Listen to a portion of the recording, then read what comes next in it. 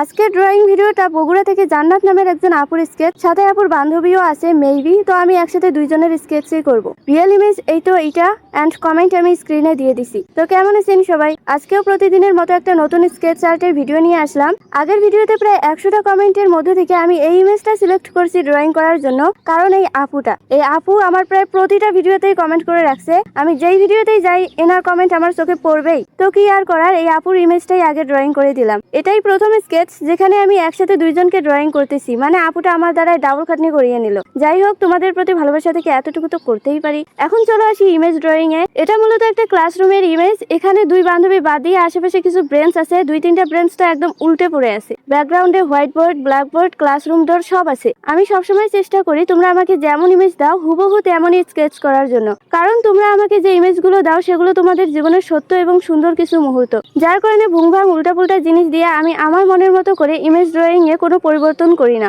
যেগুলো যেমন এবং যেভাবে আছে তেমনই সেভাবেই ড্রয়িং করার চেষ্টা করি। তো এই তো ইমেজ ড্রয়িং শেষ, এন্ড তোমরা বলবা নেক্সটে কাকে ড্র করবো। ওকে, টাটা।